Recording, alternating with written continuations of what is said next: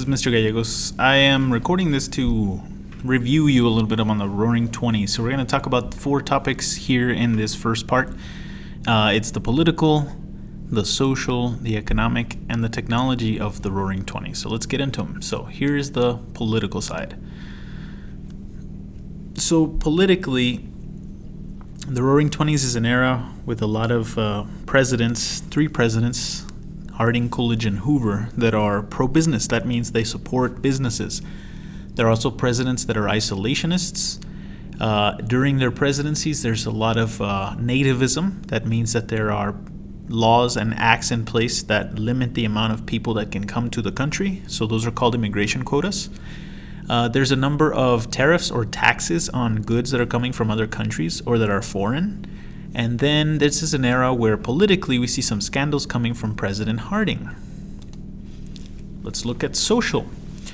Social in the Roaring Twenties has to do a lot with communism, being that there was a Red Scare and that the trial of the 2 Italian radicals, Zacco and Vanzetti, happened during this time. It's an era where nativism, like I said before, is taking over the country and immigrants are being treated badly. A lot of labor unions are being formed at this time, and a lot of businesses don't like that, so there's a fear of unions. And unfortunately, since a lot of union workers are not getting pay raises, they tend to strike, so there's some labor strikes as well. Economically, in the United States, it seems to be that most people on the top part of society, the richer people, are experiencing a lot of prosperity, but that prosperity, like I said before, is only superficial.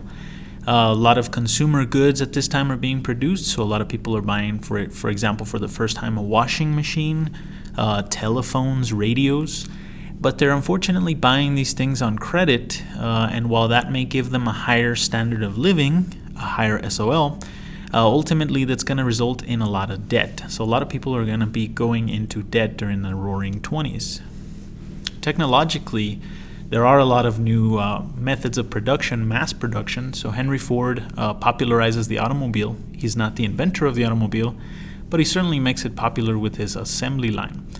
Airlines for the first time start to take passengers, so they're not just transporting mail, for example. Electricity becomes very popular around the United States, and a lot of people for the first time have electricity. And a good way to get your message across if you are a business is that advertising is starting to become very popular. So newspapers, the radio are starting to publish advertisements about new products. So with that being said about part 1, part 2 here is going to take us a little bit deeper into life in the Roaring Twenties. So we've got 4 categories here. We got entertainment, the arts, urbanization, and attitudes and fashion. So let's take a look at those individually.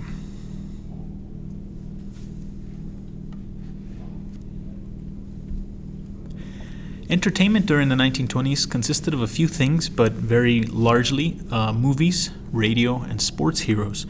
So in the movies, you see people, for example, like him, like Charlie Chaplin, that are starting to appear very popular. And for the first time, we're getting celebrities appearing in movies, silent films, of course.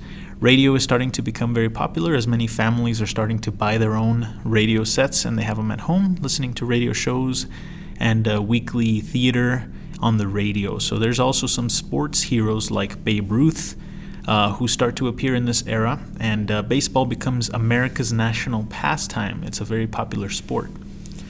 In terms of the arts, a lot of famous American musicians that are of African American origin start to appear at this time because of a movement called the Harlem Renaissance. This is a very distinct or unique American musical style.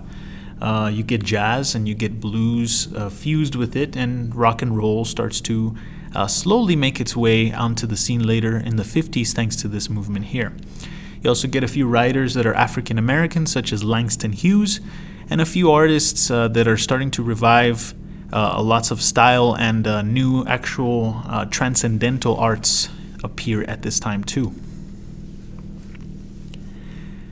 Fortunately, for a lot of people, growth of big cities means a lot of new great things, but for African Americans, it meant that they had to migrate and find new places to live. And these big cities that I'm talking about are cities like New York, Chicago, Boston, Philadelphia, places where African Americans start to gather and to migrate together to. But because of laws like prohibition, in a lot of these big cities, organized crime starts to rise. So that's why we have Mr. Al Capone here to represent the organized crime rings that appeared during the 1920s. And finally, we have the attitudes and fashion of the Roaring Twenties. And one of them was obviously the women fashion. And the flappers, like you see here on the screen, start to appear at the time. They start to experience new freedoms. They have new fashion styles. Women start to wear their hair short. They start to experience a lot more, I guess you would call it freedom in the way that they are acting and in the way they are dressing. So this is a clear representation of the traditional values of rural areas like farms and small towns against the modern in cities and more urban areas. So that's a wrap-up of life during the Roaring Twenties.